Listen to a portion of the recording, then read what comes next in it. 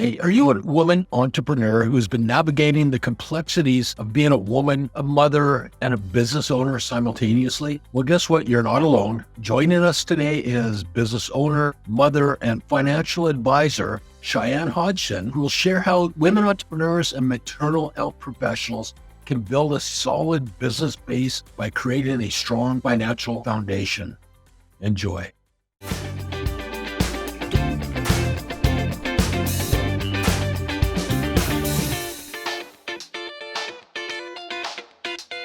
Hey, hello, Chyanne. Welcome to the show. Hey, Greg. Thank you so much for having me. And listen, Chyanne, being a business owner and mother, a financial advisor yourself, you've overcome several significant challenges in your own entrepreneurial journey. And I think are in a unique position to help women entrepreneurs and maternal health professionals focus on building their business using financial literacy as a foundation. So the experience, you've dealt with a lot of people, you've been doing this for a while. What are some of the common myths or mental blocks that your clients experience with regards to financial literacy? Absolutely. That's a fantastic question. The first myth is probably the biggest, and that's financial literacy isn't necessary for your business's success. Well, increasing your sales, which is the solution that a lot of people think of, doesn't necessarily mean that you're going to increase your profit.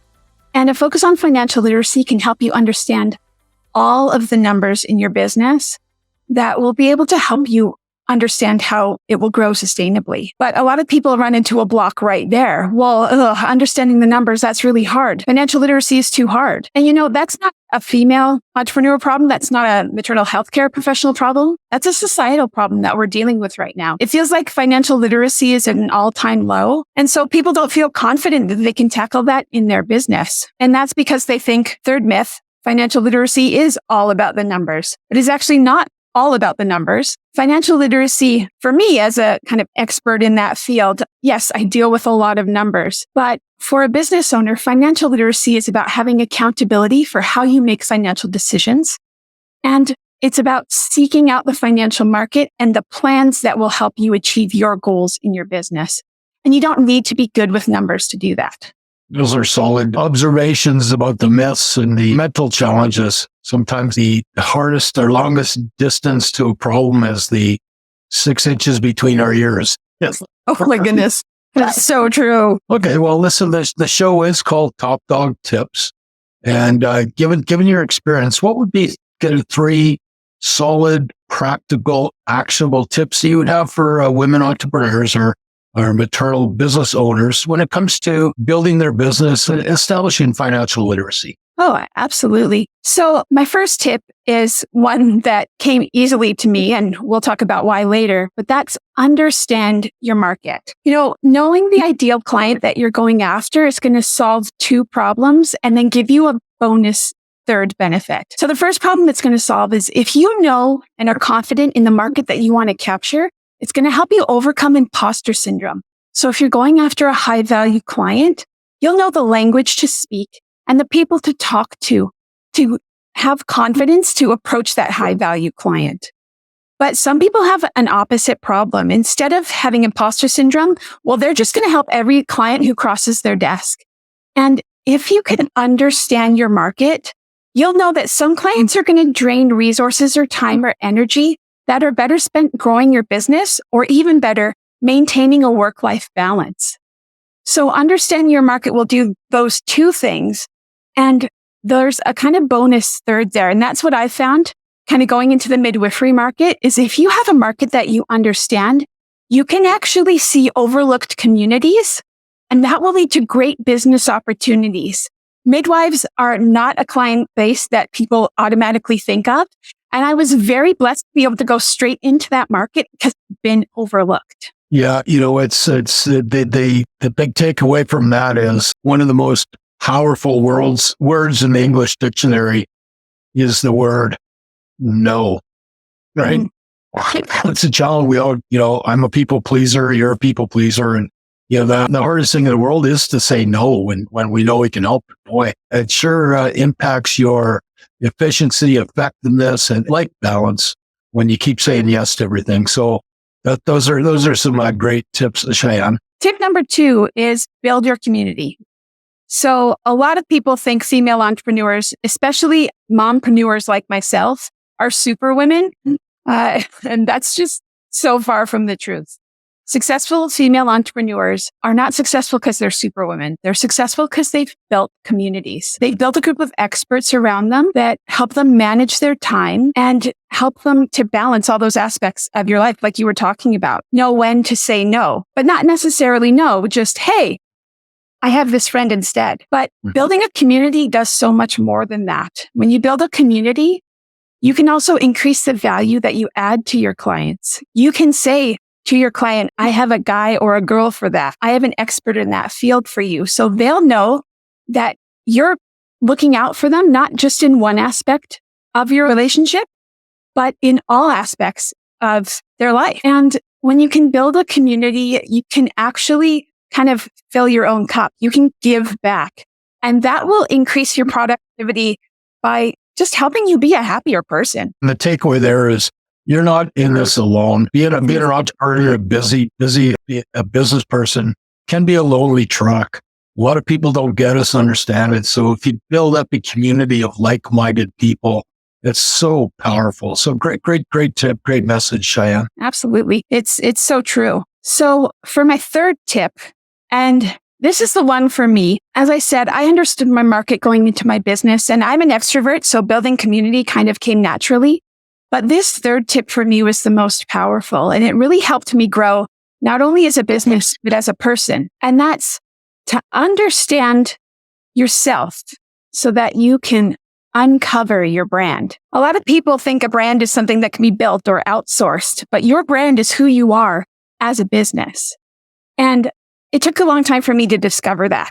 So first off, as a female entrepreneur, I had to discover my style. Greg, you have got great style. You got a great little kind of blazer there, a lovely shirt. You got a nice little pin for a bit of flair. But men in general have kind of a work uniform. It's kind of decided for them. Well, female entrepreneurs have to discover what style and what that work professional uniform looks like for them.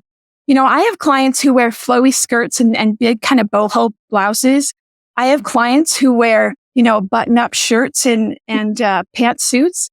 I have to know what fits and works well for me and how I want to present myself. And I have to discover that as a female entrepreneur. It's not just decided for me. But beyond that, as a mother, I have to understand how my family fits into my business. As a person who works with maternal healthcare professionals, it was no problem for me to bring a baby to my appointments. They were super happy. They work with babies all the time. But if you're a female entrepreneur who's also juggling a family, you'll have to understand how to present that to your clients in a way that feels authentic for you. You might have to run out because your kid is, suddenly sick in school. And you have to understand how to communicate that with your client. So that can help you impact your clients. That can help you really have that as part of your branding. Be authentic with it. And that's really the third aspect of understanding yourself, is that really powerful authenticity. Authenticity in the marketplace is really a hot topic right now. And that's because, after societal complications that I won't go into right now, people are craving connection. That's why building community is the second tip. When you are authentic, you can discover the brand that speaks to yourself. I've been in this industry now for almost 10 years and on my own for 7. And I only discovered my brand 2 years ago. But that discovery, and it's not just my name, which was actually given to me by my clients, but it was the lettering, it was the colors, it was my logo.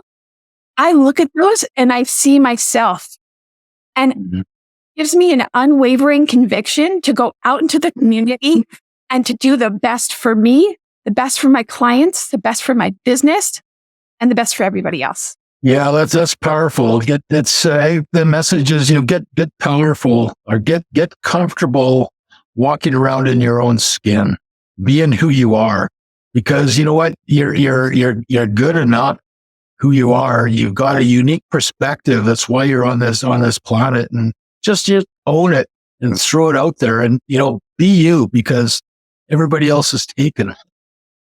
Exactly. Yeah. Okay. Only you. Yeah. Thank you. Yeah. Yeah. Cool. So Chyanne, you've been doing this for, 10 years all told.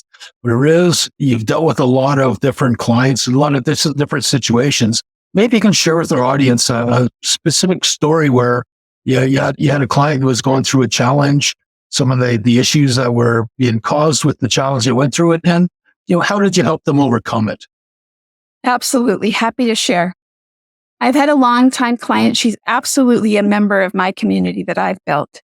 And she called me up one day and she was audibly distressed. Like I could tell right away. She said, I don't understand the financial solutions we put in place here. Like, I think I'm paying too much money. I think other people are paying less than me. Can't tell me what's going on. And so we set up a time and I hung up the phone and I was a little bit distressed, just kind of taking that on from her. This was a relationship that I very highly valued. And I really worried that I damaged it, Right. but I realized that I have a process. And, in those moments, you have to take a deep breath and follow your process. So that's what I did. I went to the meeting with the client and right up front, that authenticity, like I mentioned, I said, hey, I feel like something is going on right now. I feel like there's maybe some anger or something that's happened. And I want you to tell me what it is. I want us to address it right away. And that's exactly what happened. She opened up to me and she let me know that she's actually going through a separation. She's been in a relationship for over 20 years and she had to kind of reevaluate that. And so she so blessed to have a wonderful support network.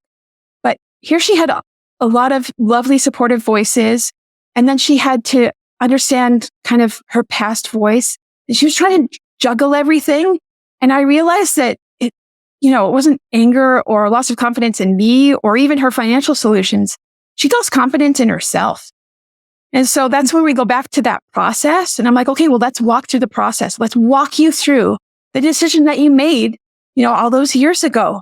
And let's walk together and figure out what decisions you want to make next. Like, let's talk about your goals. Let's understand how to reach them. And so that's what we did in that meeting. And the most beautiful thing that came out of that was at the end of the meeting, it wasn't her support voice. It wasn't my voice. It wasn't her past self that was making the decision.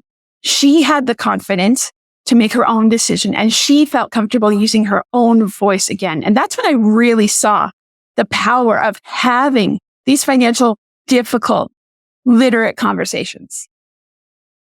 Yeah. Wow. Great story. I think you handled that, wonderfully. People when they're in a highly emotional, agitated state don't always make the best decisions. So I think the phrase I heard is when the EQ goes up, the IQ goes down. So for you to take a breath and ground her, remind her about all the good things that she did, was able to eliminate, minimize the drama part of it, and really bring the logical aspect back to it. So that's a pretty powerful skill you have there, Chyanne. Thank you. That is very high praise. Okay, cool. So you've gone from a client story. Now let's talk about you. What's your story? How did you get started? What drives you? What keeps you going? Well, as I've said before, I've always been kind of an extrovert. I always like to get out there, talk to people, help people. I wanted to help people. Went to school for psychology. And when I graduated, I didn't really fit in that industry. I decided I didn't actually want to do any of that. So I just kind of bounced into retail. And from there, I bounced into finance. A friend was like, hey, come work at my bank. So I worked there. And then as I worked, I was starting to really understand and get interested in the kind of problem solving that you can do in the financial industry and how much stress you can relieve by being in that field.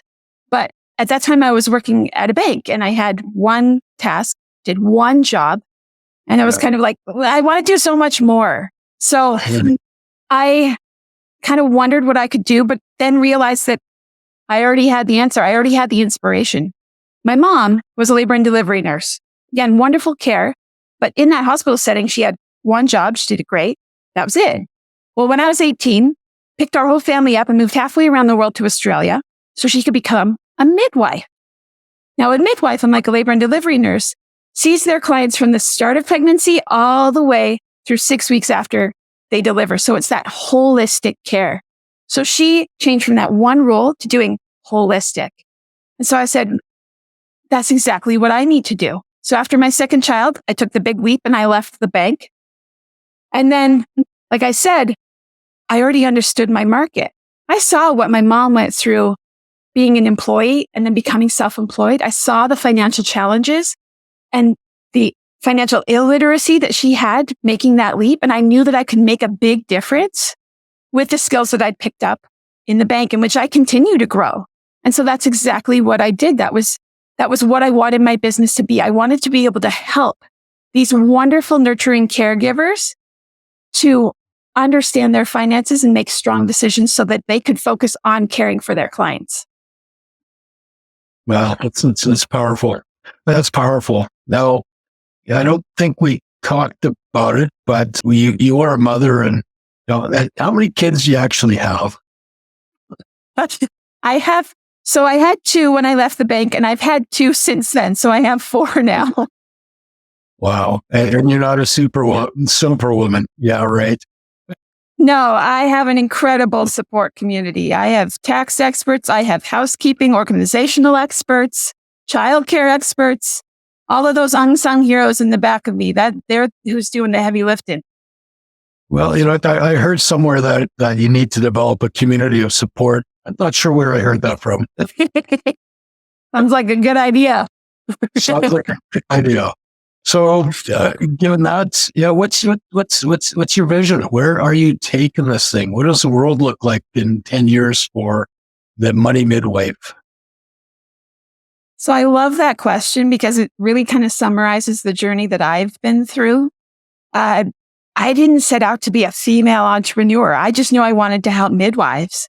But as I became independent and started running my own business and juggling 4 kids and a business and the work I do in my business, it was lonely and it was hard. And I realized I want to help female entrepreneurs. I want to build that community with them and help them build those communities so that they don't have to have as bumpy a road as I've had.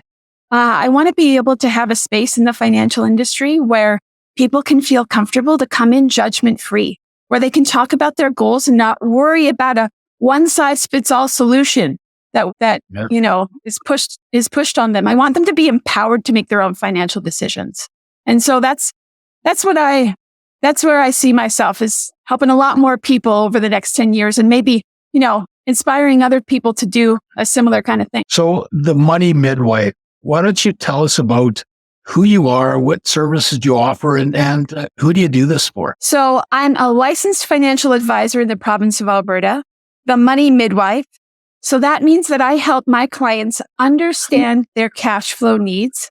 I help them understand and mitigate risk either through insurance or savings plans. And basically, I help them grow their business in a tax sustainable manner and a holistically sustainable manner.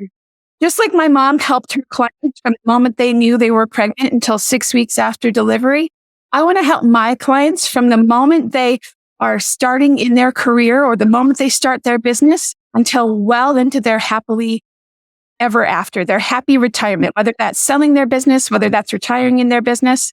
That's the goal and the vision that I have for my clients. Okay, well, Chyanne, thank you for being a guest on today's episode of Top Dog Tips. Tell us, how can our clients get a hold of you? So the easiest way to get a hold of me is right on my website, themoneymidwife.ca. I have a form there if you want to ask questions, or you can book an initial consultation and meet with me. The first appointment is always no pressure, no obligation, no cost to you. It's about seeing if we're a good fit to work together. If you're a female entrepreneur in the Airdrie or Calgary area, I also am running a women's entrepreneurial peer support network. So you can reach out to me and see if you want to come to a meeting. We meet every month just to kind of talk about what it's like to be a mom and a business owner. Right. Okay.